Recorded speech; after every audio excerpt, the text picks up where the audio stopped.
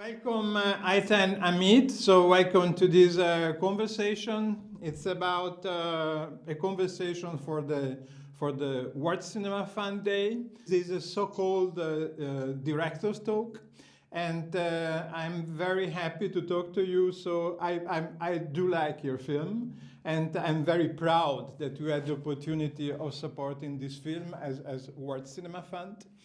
And well, let's talk a little bit about this.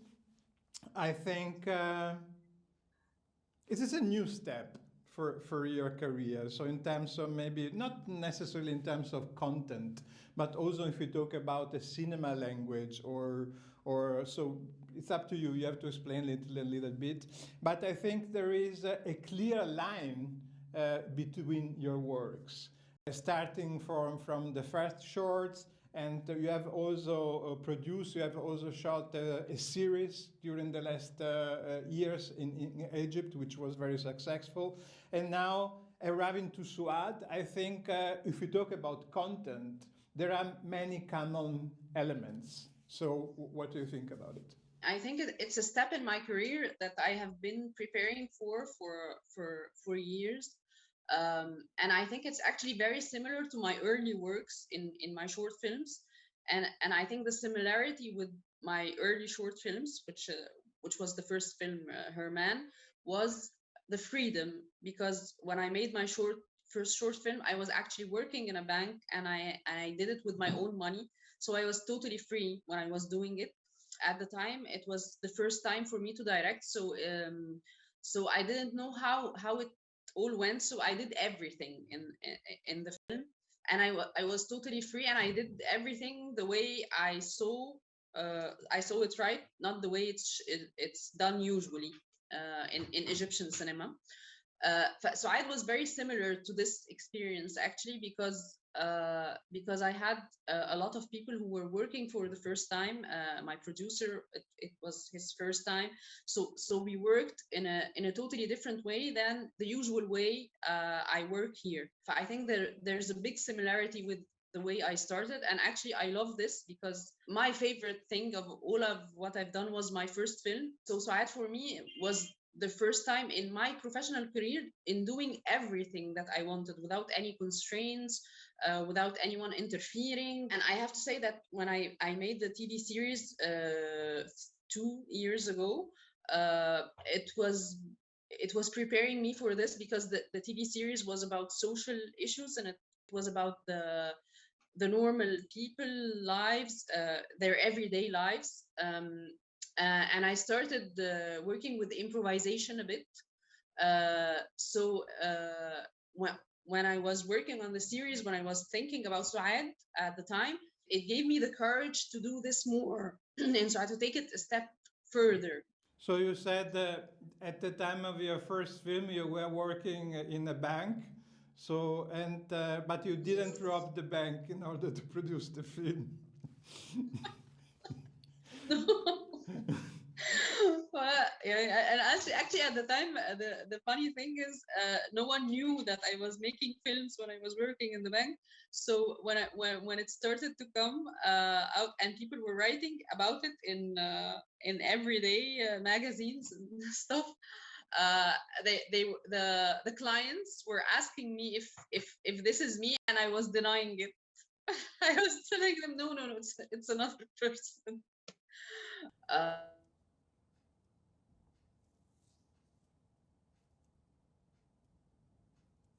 Hi, welcome back. We're back. I'm sorry.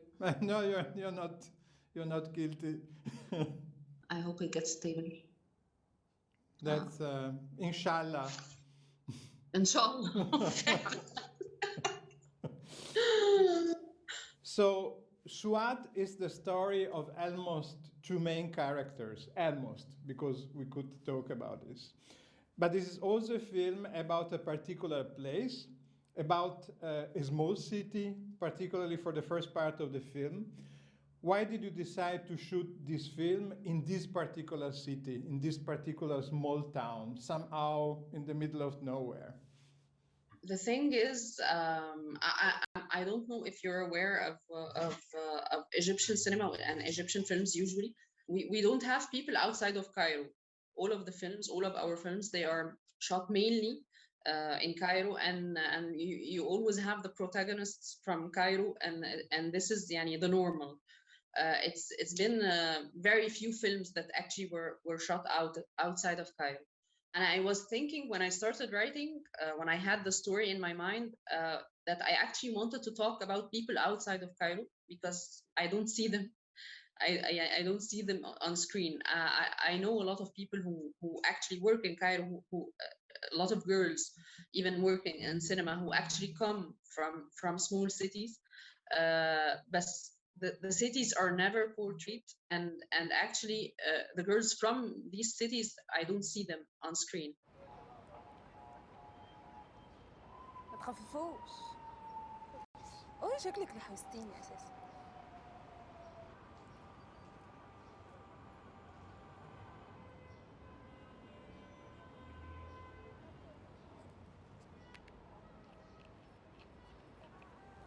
خدي شيليهم بقى. استني امسكي كده، امسكي سكسي كده كده.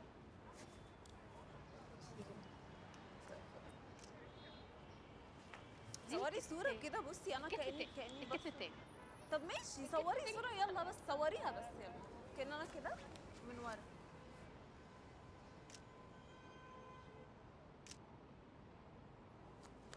بصي انا هنا. وريني. حلوة قوي. ايوه لا صوري واحدة تانية احسن، يعني هاتي وشي فيها، انا هوريها له من مش من قفايا. وريها لمين؟ مش هوريها لحد. اوعي تقولي لامك. تقتلني جدا. انت شفايفك كبيرة كده ليه؟ حطيه في بقك. اعملي كده طيب، اظبطيه. ربيت. والله شكله حلو قوي، صح؟ طيب بقى نتصور.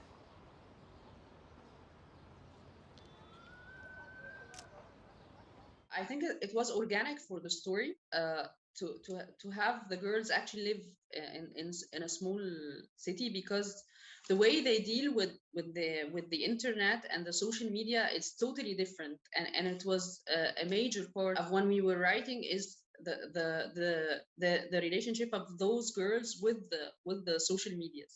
Yeah, for me the mobile is a big character in the film. Their mobile is actually, they're very attached to it. They have everything there, all of their life, all of actually their other persona, the other life that they wish to live, or the character that they wish to portray. In small cities you have this, it's very obvious that they have this attachment to their mobiles and their devices. Of course in Cairo we have this in certain areas, but not as the girls from the small cities. And you know, my co-writer in the film, Mahmoud Aizat, is an influencer in a way on Twitter. So he had a lot of followers from girls from small cities. And when I started telling him about the story I had, he was telling me about some girls who follow him, and sometimes they chat with him and ask him about stuff and about the media, about cinema, because for them he's like a window to the other world. So actually we had like a file of those followers, and I actually contacted a large number of them.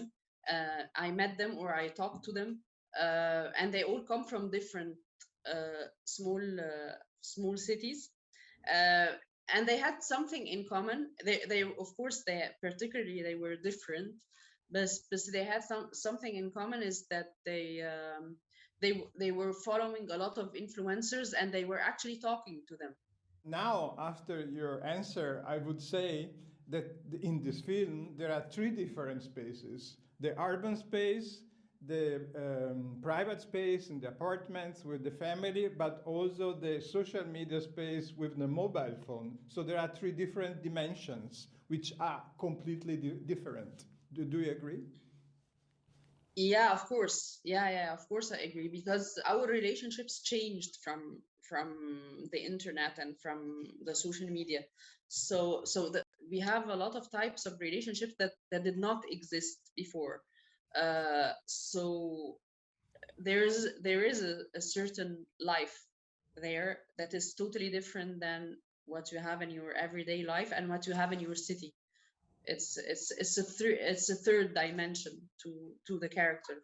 What it's very interesting to observe in the film is also the strong complicity of the girls together, because there are many scenes in, if I remember well, SWAT rooms, and in this case they feel completely free. They also talk about very intimate topics, particularly considering the language and the way they talk about it. And there is also very interesting complicity with girls who are totally different, because SWAT is somehow religious, but for example, they have also friends who are real believers. I believe that when you live conservatively, there's always a part that is that is totally not that is totally the opposite.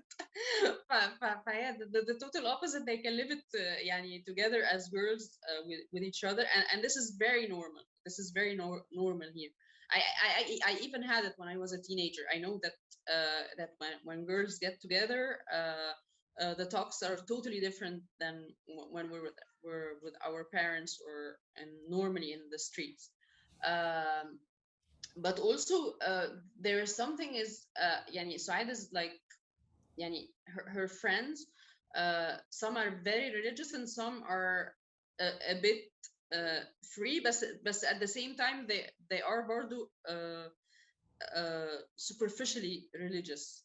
At the end, even Suaid, when she talks about her friends, she has this like dual personality with them, that she wants to fit in and to become part of the society, and at the same time she also has a mean side, which is very normal to have when you live in such a claustrophobic environment.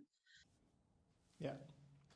So following what you're saying, Suad, the character in the film, is a film about a young woman with different identities, but it seems that you don't have another choice. So you need to have different identities in order to survive and dealing with this society or with this family. Yeah, of course, because you're not fully accepted. You're not fully accepted as you are. You have to maneuver to do things that you want, or if you have some sort of fantasies, the way you live them is always in secret a bit. Of course, you have different identities, and of course, even I don't think it's only about the society accepting her. I think it's about her accepting herself. Because part of the issue is that she doesn't accept herself.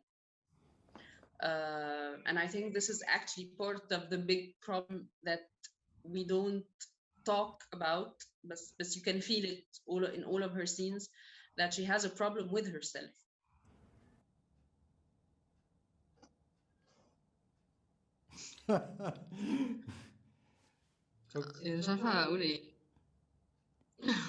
But we can take it in the funny and ironic way. Also consider. And the internet has an identity crisis. Because irony sometimes is also the best strategy to survive, and this is also maybe also because this film is very ironic and funny sometimes. I mean, the film deals with very tragic situations, but otherwise sometimes it's very funny. I'm just thinking about the relation of the girls with a very religious aunt. So it's I like it very much.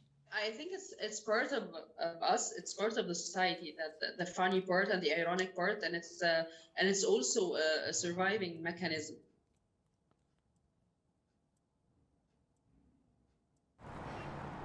ده مين ده؟ ده احمد؟ ما توروني كده. استنى. سو هنزل فيديو جديد لسه امبارح.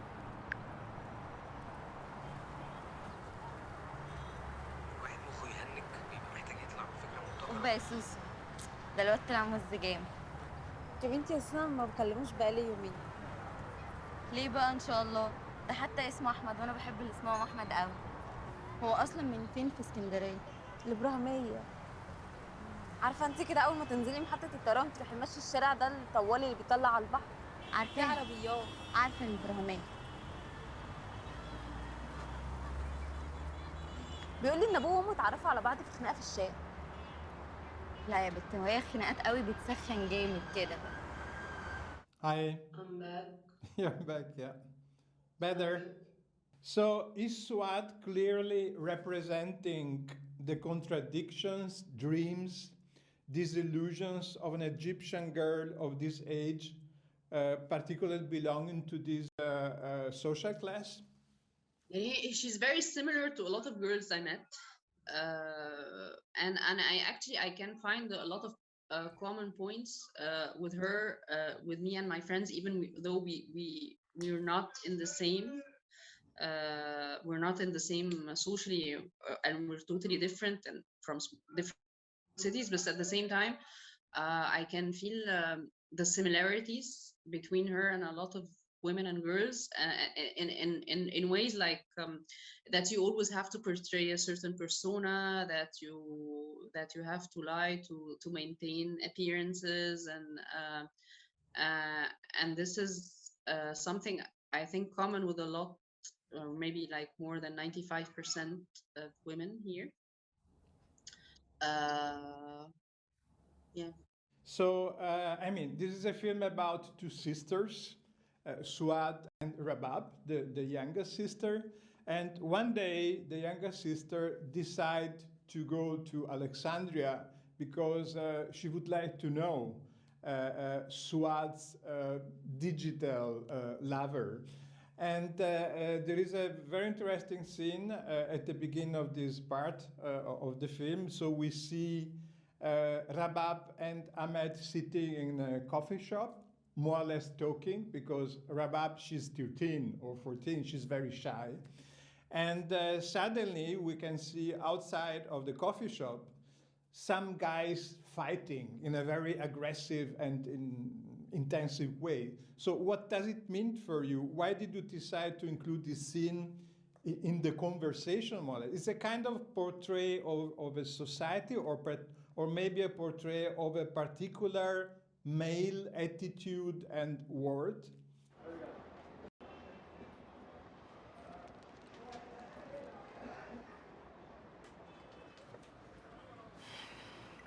طب انت قلت لي سعاد بعتلي معاكي حاجه صح؟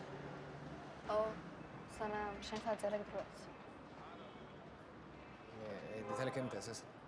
من شهرين. بس هي كانت جايه من شهرين. ما مش عارفه بقى، هي قالت لي كده، ما اعرفش.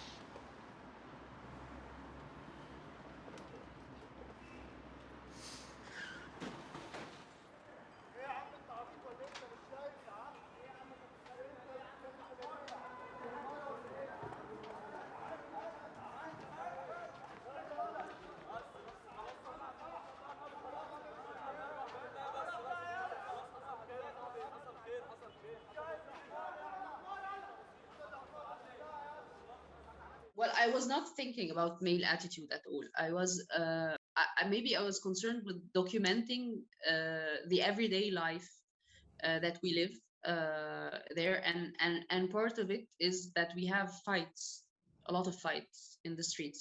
People are always very stressed, and they get into fights, and it's usually nothing, and it ends as if it didn't happen, like 10 minutes later, as if it didn't happen. But I see it every day, that people just explode and then nothing. And I felt that it was part of the documenting, and also with the scene, because it's very awkward and they're very shy, and it's quiet, but at the same time something totally different is happening like 3 meters and it's كده اللي هي documenting their very honest and raw moments between them, and at the same time documenting the city outside from the window. I think it was part of just documenting the feel, the real feel of the street. So this scene belongs to the documentary part of the film. Yeah, and I actually, two of the guys there, they were with us in the crew. They were part of the crew, but the people with them, they were people from the streets who actually came into the fight, and they were starting to to try to see what happened. Think part of the people were real, and actually this is part of a large part of the film is shot in the streets, and we don't use extras. It was real people, and I'm very impressed by the actors and by the actresses of the film. So what about the casting? Because I mean, Rabab, she's a young girl, but she's amazing. She's really amazing in the film. She's always believable, and I think she's a great actress. She is a great actress. Yeah, they're all hard for me. Well, the casting, it took a lot of time, and it was done. At the beginning, when we were started writing, we did casting just to write with me and Mahmoud, and we did casting from girls from small cities, and we were doing improvised scenes, and we were just talking to them and documenting everything. And we had a lot of details about their life. So we started writing the scenes based on these details. Afterwards, when I was casting for the film itself, it took like 3 to 4 months to have casting all outside of Cairo.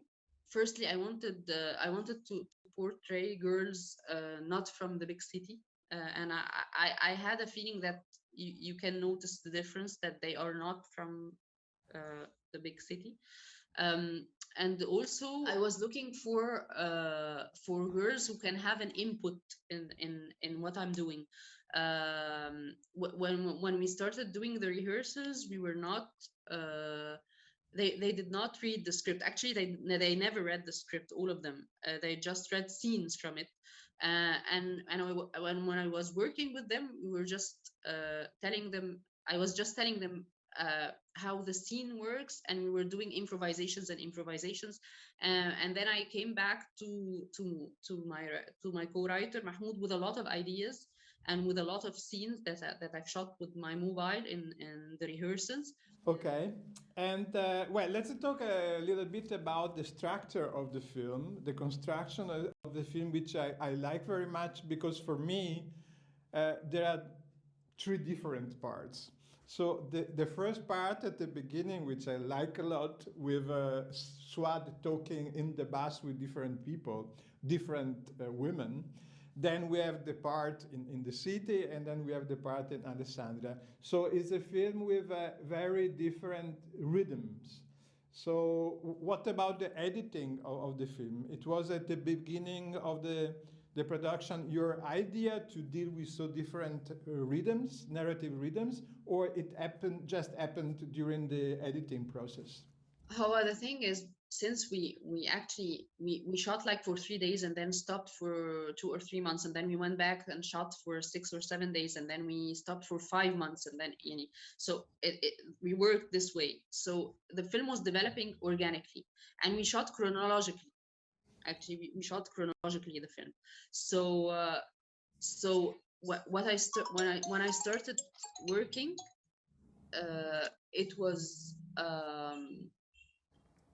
I'll tell you. When I started working, I was dealing with this part of the story, and I felt about it in a certain way. And then when I started going to the second part, I felt about it, and I was actually evolving during making the film. I felt about it differently. And I went with my intuition. I knew that it was not the same, but I went with my intuition. When you go from the Su'ad part to the Rabab part, there is a difference. Even when you're in the same house, there is a difference in the rhythm and the way the scenes are shot. And this is how I felt. And then when you go to Alexandria, there is a different rhythm, and there is another city, there is another story and another conflict. but also this is how I felt. So it kept evolving when we were shooting, and when I started editing with my editor. Actually, my editor, it's his first time, and he was 22 and he's still studying, and he actually comes from a small city. She's younger. Otherwise, I had the impression that Rabab somehow already belongs to the future. She belongs to another generation. So she behaved in another way.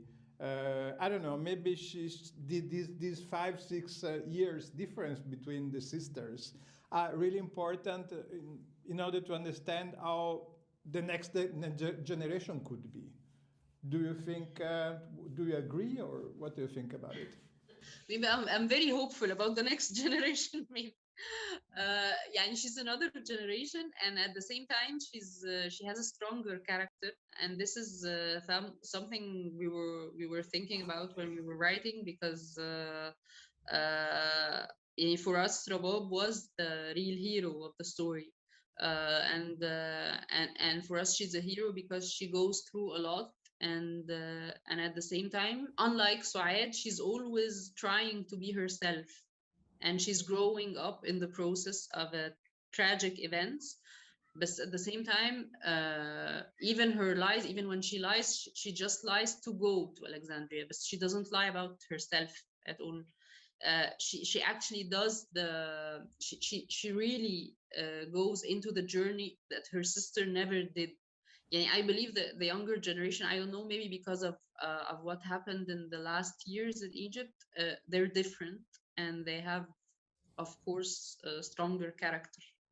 Yeah. So it means Rabab is probably the character in the film who doesn't need to have different identities. She's herself. Yes. Yeah. Yes. She's the only one who's being herself, actually. Then I would say, Ayten, thank you very much. It was great to talk to you. And I do hope in June we can meet and chat a little bit without the digital world. So all the best for the all the best for the future of the film. Ciao, ciao. Bye.